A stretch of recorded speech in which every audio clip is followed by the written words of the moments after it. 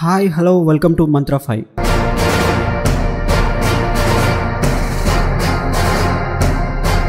ఢిల్లీ మద్యం కుంభకోణం కేసులో కీలకమైన వ్యక్తిగా ఈడీ సిబిఐ పేర్కొంటున్న వ్యక్తుల్లో ఢిల్లీ ముఖ్యమంత్రి అరవింద్ కేజ్రీవాల్తో పాటు తెలంగాణ మాజీ సీఎం తనయురాలు బీఆర్ఎస్ ఎమ్మెల్సీ కవిత ఒకరు.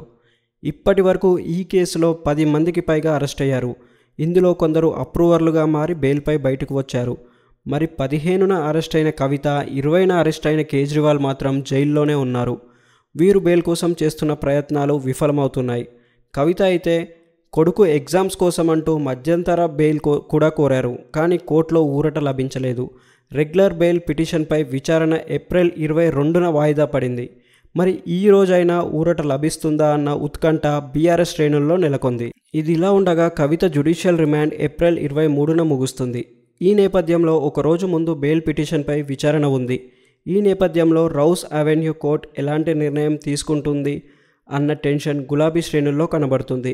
ఈ రోజు బెయిల్ వస్తుందా, మంగళవారం జ్యుడిషియల్ రిమాండ్ను మళ్ళీ పొడిగిస్తుందా అని బీఆర్ఎస్ వర్గాలు ఆసక్తిగా ఎదురుచూస్తున్నాయి. ఇదిలా ఉంటే కవితకు బెయిల్ ఇవ్వడాన్ని ఈడీ సిబిఐ వ్యతిరేకిస్తున్నాయి. మద్యం స్కామ్ కేసులో కవిత కీలకమని, ఆమెకు బెయిల్ ఇస్తే సాక్ష్యాలు తారుమారు చేస్తారని పేర్కొంటున్నారు.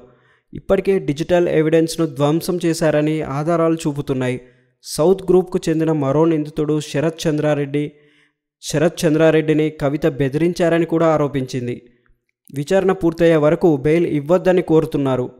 సిబిఐ కూడా తన విచారణకు కవిత సహకరించడం లేదని తెలిపింది. ఇదిలా ఉంటే ఈ కేసులో నిందితుడిగా ఉన్న శరత్ చంద్రారెడ్డి 4 రోజుల క్రితం అప్రూవర్గా మారడం ప్రాధాన్యం సంతరించుకుంది. దీంతో Rouse Avenue court judge Sarath స్టేట్మెంట్ను నమోదు చేశారు. ఈ నేపథ్యంలో శరత్ ఏం చెప్తారన్నది కూడా బెయిల్పై ప్రభావం చూసే అవకాశం ఉంది. ఈ నేపథ్యంలో కవితకు బెయిల్ కష్టమేనని న్యాయ నిపుణులు విశ్లేషిస్తున్నారు. మరి కోర్టు ఎలాంటి నిర్ణయం వెలువడిస్తుందో చూడాలి. ఇన్ని ఇంట్రెస్టింగ్ అప్డేట్స్ కోసం మా ఛానల్ని లైక్ చేయండి, షేర్ చేయండి మరియు సబ్స్క్రైబ్ చేయండి. Thanks for watching.